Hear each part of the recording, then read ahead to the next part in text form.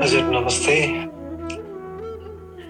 मेरो नाम दीपक श्रेष्ठ, म नेपालमा प्युठान खलङ्गामा हो। मेरो प्रश्न चाहिँ त्रिक दर्शनमा ईश्वर वा परम तत्त्वलाई कसरी वर्णन गरिन्छ? मैले विमर्श सुरु गरेपछि धेरै जसो शिक्षण चाहिँ त्रिक दर्शनलाई नै मुख्य मानेर गरिरहेको छु। यसका विभिन्न कारणहरू छन्, हामी विस्तारमा विश्लेषण गर्दै जाउँला। तर यहाँ पनि ईश्वर दुईटा क्याटेगोरीको रूपमा छ। एउटा चाहिँ जुन पञ्चप्रेतको रूपमा शिव, शक्ति, सदाशिव, ईश्वर, शुद्ध विद्या, त्यहाँभित्र आउने क्याटेगोरी ईश्वर हो। अनि त्यो ईश्वरको चाहिँ काम के त भन्दा जब अहम र इदम भनेको म र बाहिर जगत बराबर भएको छ, त्यसपछि चाहिँ कर्तृता शिश्रिच्छा भन्छ।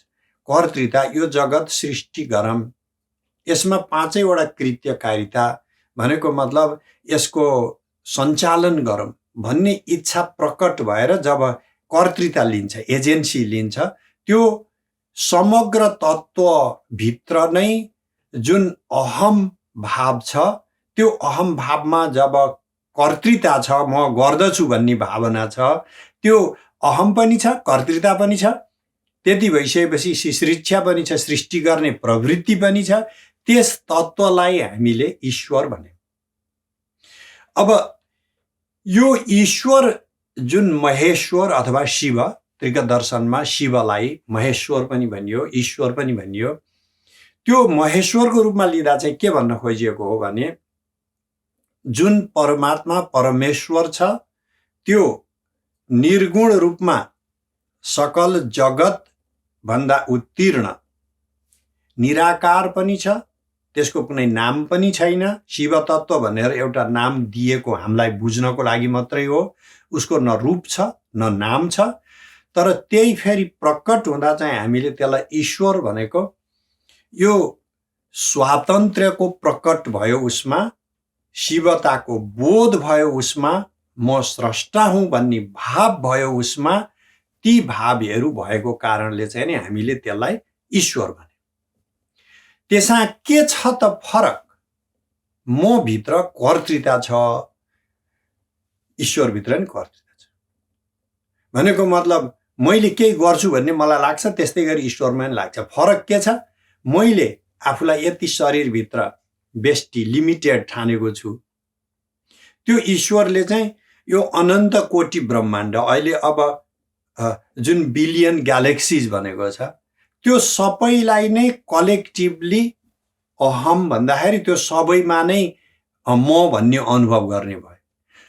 मैले मेरो शरीर पुरै अहम भनेर अनुभव गरे जस्तै, म भने जस्तै यो सम्पूर्ण तारागण, सम्पूर्ण ग्रहगण, सम्पूर्ण ब्रह्माण्ड, हाम्रो मिल्की वे ग्यालेक्सीको मात्रै कुरा नभएर जति बिलियन ग्यालेक्सी हामीलाई अहिले थाहा छ, 13-14 बिलियन लाइट इयर्सको एक्सपेन्सन छ जगतको भन्ने, यो त एउटा भिजिबल वर्ल्ड मात्रै हो।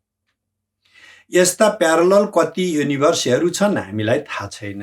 पहिला त्यो भुवनहरू भने, त्यही भएर है, अनि 224 भुवन भने स्वच्छन्द तन्त्रले। ती समग्र जगतमा अहमको अनुभव हुने, त्यसलाई हामीले ईश्वर भन्यौं। र त्यो तर हामीभन्दा क्याटेगोरिकली डिफरेन्ट होइन, त्यो पनि भन्यो। फेरि त्रिक दर्शनले क्याटेगोरिकली डिफरेन्ट भनेको, जस्तो ईश्वर भनेको चाहिँ मभन्दा अत्यन्त भिन्न हो, त्यो होइन। जस्तो तपाईको शरीरभित्र कोशिका छ, सेल्स छ, हरेक सेल्सको आफ्नै लाइफ साइकल छ। तपाईको कति बिलियन सेल्स चाहिँ एभ्रीडे जन्मी पनि राखेको छ, मरि पनि राखेको छ, तर तपाईँ एभ्रीडे म मरि भन्नुहुन्न। त्यस्तै गरी हामी हरेक आफूलाई एउटा एउटा सेलको रूपमा देख्नुभयो भने, यो आफ्नो शरीरलाई चाहिँ जुन एउटा कलेक्टिभली टोटालिटीमा अनुभव गर्नेलाई तपाईँले म भन्नुभएको छ, त्यस्तै गरी हाम्रा शरीरलाई पनि एउटा एउटा कोशिकाको रूपमा, यो ब्रह्माण्डका सारा मेटेरियलहरूलाई पनि एउटा एउटा कोशिकाको रूपमा लिनु भने, यसलाई समग्र रूपमा म भन्ने अनुभव गर्ने जुन तत्त्व छ त्यसलाई चाहिँ हामीले ईश्वर भनेका है त।